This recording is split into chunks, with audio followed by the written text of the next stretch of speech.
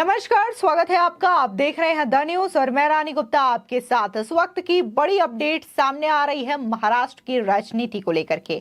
आपको बता दें कि महाराष्ट्र की राजनीति में बड़ा उलटफेर देखने के बाद शरद पवार का बड़ा बयान सामने आया है। उनका कहना है कि मैंने पहले भी ऐसी बगावत देख रखी है और एक बार फिर से मैं अपनी पार्टी खड़ी करके दिखाऊंगा। आपको बता दें, दरअसल आज देखने को मिला कि महाराष्ट्र में बड़ा सियासी खेला हुआ, जिसमें कि एनसीपी लीडर अजीत पवार अपने कई सारे विधायकों के साथ शिंदे कैबिनेट में शामिल हो गए हैं। तो वहीं जहां अजीत पवार ने डिप्टी सीएम की शपथ ग्रहण की, तो उनके साथ 9 ऐसे एनसीपी के लीडर शामिल रहे जिन्होंने मंत्री पद की शपथ ग्रहण की है। इस बीच कई सारे नेताओं की बयानबाजी देखने को मिली। तो अब खुद एनसीपी सुप्रीमो शरद पवार का भी स्टेटमेंट सामने आया है और जिस तरीके से भतीजे की ये बगावत है, उसको लेकर के शरद पवार का ये कहना है कि ये जो चीजें हैं, ये जो बगावत है, वो मैंने पहले भी कई दफा देखा है और एक बार फिर से मैं ये पार्टी खड़ी करके दिखाऊंगा।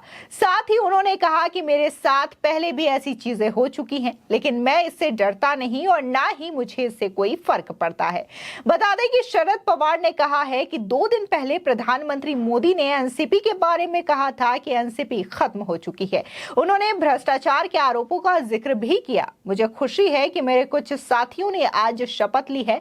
उनका महाराष्ट्र सरकार में शामिल होने से यह स्पष्ट है कि वे सभी आरोपों से मुक्त हो गए हैं। कहीं ना कहीं जहां उन्होंने प्रधानमंत्री मोदी पर यह हमला बोला है, तो इसी के साथ ही उन्होंने अपने तमाम ऐसे लीडर्स पर भी निशाना साधा है जो कि आज शिंदे कैबिनेट में शामिल हो गए हैं, एनडीए गवर्नमेंट में शामिल हो गए हैं।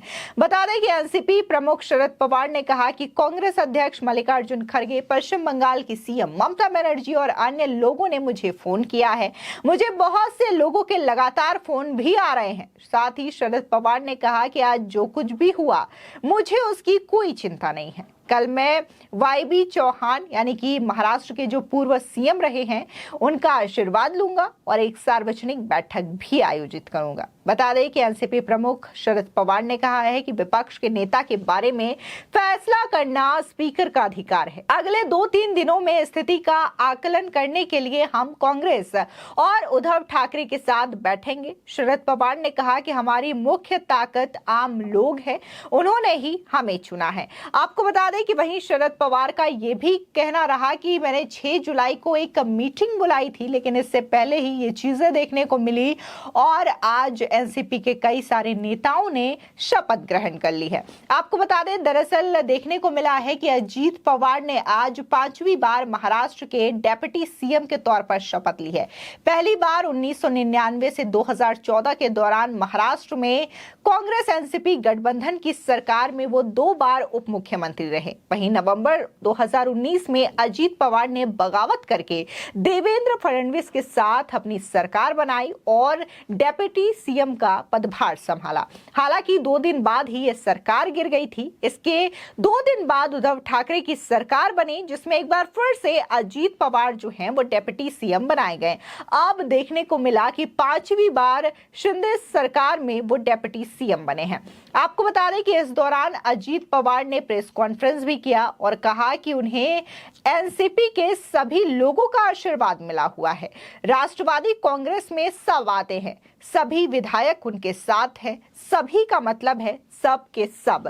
साथ ही उन्होंने आगे ये भी कहा कि हम बहुत अच्छी तरीके से एनसीपी को आगे बढ़ाएंगे। पार्टी का नाम और चुनाव चिन्ह हमारे साथ ही रहेगा और आने वाले इलेक्शन में वो पार्टी के चुनाव चिन्ह के साथ ही इलेक्शन लड़ेंगे। इस बीच अजीत पवार ने यह भी कहा कि उन्हें शरद पवार का फोन से बातचीत भी की है। इस बीच देखने को मिला कि छगन भुजबल, जो कि एनसीपी के ही विधायक हैं, जिन्होंने अजीत पवार के साथ मंत्री पद की शपथ ग्रहण की है, उन्होंने कहा है कि पार्टी का नाम और सिंबल भी हमारे पास रहेगा। मैंने बाकी विधायकों से भी संपर्क किया है और कई सारे विधायक आज शाम तक यहां पहुंचेंगे। हमने एनसीपी के तौर पर ही इस सरकार को समर्थन दिया है, हमने अलग पार्टी नहीं बनाई है। हम पीएम मोदी के नेतृत्व में काम करना चाहते हैं। शरद पवार ने भी कुछ दिन पहले हमसे यही कहा था कि देश में प्रधानमंत्री मोदी फिर से आने वाले हैं, यानी कि 2024 में मोदी की ही सरकार बनेगी।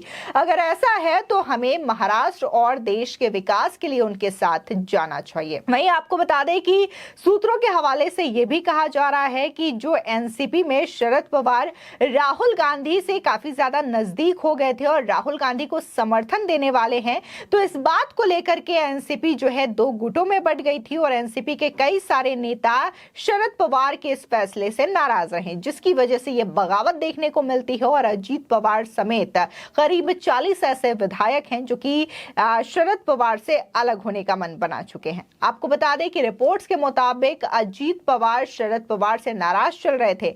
पहली बार 2 मई को जब शरद पवार ने एनसीपी अध्यक्ष पद छोड़ा था तो इस बात की संभावना थी कि अजीत पवार को पार्टी की कमान सौंपी जा सकती है। जब पार्टी नेताओं और समर्थकों ने शरद पवार के फैसले का विरोध किया तो अजीत पवार ने खुलेआम ये कहा था कि इस विरोध से कुछ नहीं होने वाला, पवार साहब अपना फैसला नहीं बदलेंगे। हालांकि 4 दिन में ही शरद पवार ने अपना इस्तीफा वापस ले लिया। वे जब इस बात की जानकारी मीडिया को देने आए तो अजीत पवार वहां मौजूद नहीं थे। तब इस बात की चर्चा थी कि अजीत पवार शरद पवार के फैसले से नाराज है। वहीं अगर दूसरी घटना का जिक्र किया जाए तो हाल ही में पार्टी संगठन में हुए फेरबदल को लेकर के है। बता दें कि शरद पवार ने 10 जून यानी कि पार्टी के 25वें स्थापना दिवस पर बेटी सुप्रिया सुले और प्रफुल्ल पटेल को पार्टी का कार्यकारी अध्यक्ष समेत विभिन्न राज्यों का प्रभार भी दिया। इसके बाद अजीत पवार की नाराजगी की खबरें सामने आई थी, जिसके बाद से ही माना जा रहा था कि एनसीपी में दो फाड़ हो सकती है, फूट देखने को मिल सकती है।